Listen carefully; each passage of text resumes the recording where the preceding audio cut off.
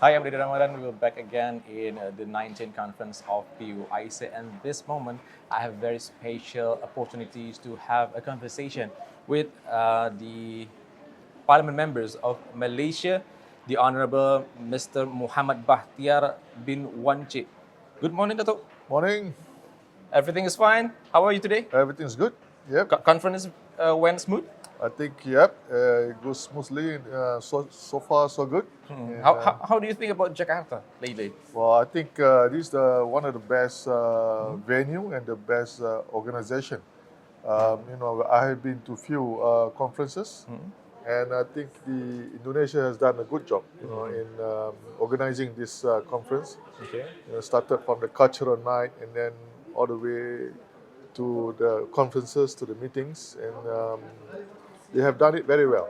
Congratulations, Done it, Jakarta. thank Yeah, you. yeah. So, actually, the PUIC this year brings the theme good governance and strong institutions. So, how do you see it? Is it really reliable in the situation, the kind of global? Yeah, it's aptly, the theme is timely for these conferences. I think the OIC member states, the biggest barriers right now is corruption, and then we have political instability, the weak judiciary system, and also the lack and the limited civil society's involvement. Um, so somehow these barriers they undermine the trust and also the transparency and the institutional strength. And with this, I think the PUIC should promote more transparency, and I think we also should support Yes. the legal reforms in their respective country, and I think we should also encourage more inclusivity in politics. Okay. Sharing best practice among member states. So with all this, I think. With all the collective efforts among all the member states, I think we should be able to build stronger, I think, more accountable institution, more transparent institution across the Muslim world in particular. So, next is actually about the parliament's role, parliamentary role. Yeah. So, as the global landscape becomes more complex, so how important is parliamentary diplomacy in bridging the gap between the OIC? Of course, there is a gap between the OIC member states, and you, as an observer in some kinds of committee, you can see it. There is a gap. So, could you highlight any recent success stories in this area? I think the parliamentary diplomacy is very vital today in the complex global landscape. Especially in the OIC states, we have we have shared challenges. I think among the challenges is the conflict resolution. I think in some countries, and in OIC member state, we also can see the economic disparity among the member states, and environmental issues, clean water and shortage of water supply. So some of these issues, it should be tackled by not using the traditional way of diplomacy, which is using executive diplomacy or government to government diplomacy, but more on using parliamentarians, because parliamentarians provide more flexibility in terms of the engagement. They allow legislators to engage in direct dialogue, and because the legislator or the parliamentarian, they represent the people. Yes, of course. So, whereas government is represent the government, but we have more voices coming from the people, the grassroots. The grassroots. So we are able to understand better, and we're able to relate better to some of the issues that I mentioned. So I think this I think we provide is a complementary tool for addressing some of the sensitive issues. Because we have diverse political and cultural background, with some of these we can provide the complementary tools. We can engage better among the parliamentarians rather than G to G, and member of parliament to member of parliament. I think we can provide more inclusive dialogue. So you think that the Parliament's role is pretty important because the voice or the idea is coming from the grassroots. Yes. Okay. Yes, Next is about the economic cooperations.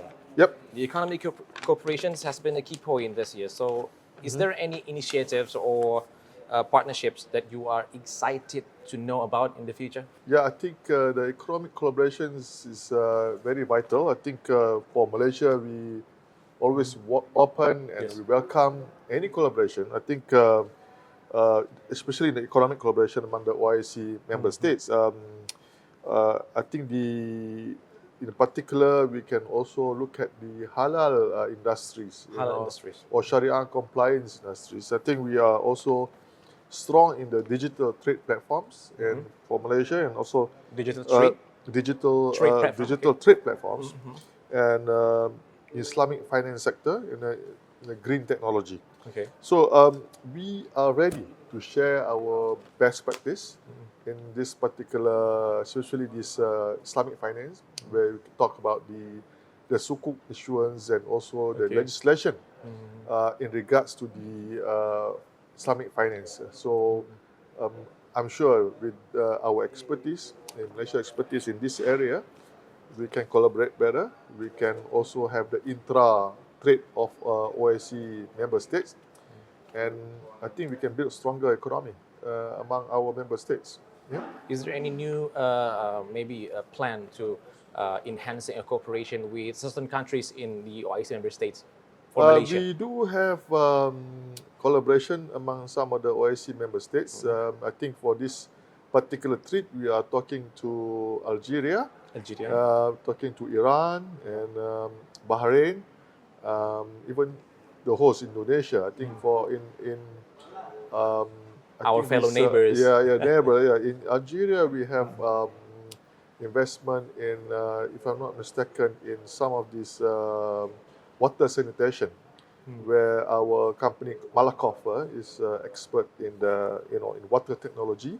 So desalination of water from the seawater to especially on the arid area. Okay. So we do have collaboration among particular states in the OIC. Collaboration in technological exchange. In technology exchange and also technology collaboration. Okay. Yep. Next about the priorities for Okay. PUIC, sir.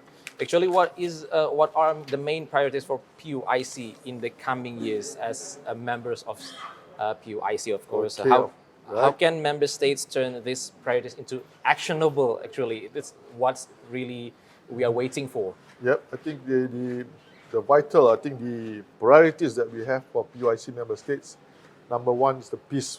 We should work for a peaceful countries collaboration among member states. The security, we have a lot of security issues, quite challenging right now. Education, economic growth, and digital transformation. I think for PUIC states going forward, we must adopt a clear and measurable action plans. We cannot just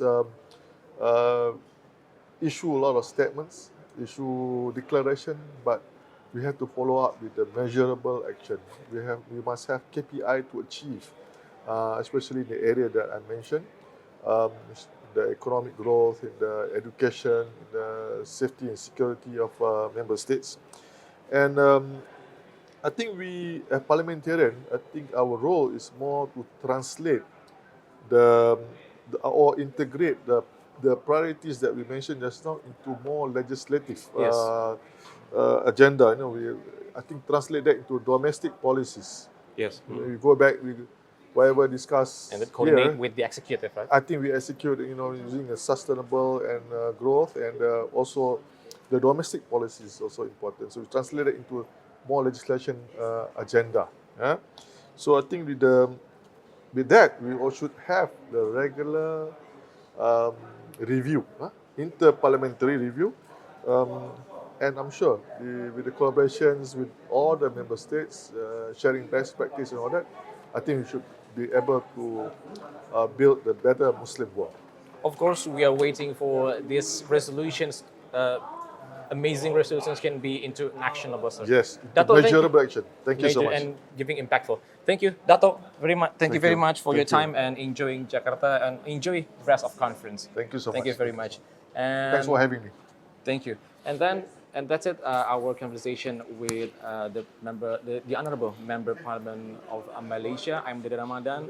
We're signing out and stay tuned for updates for 19th conference of PUIC here in Jakarta.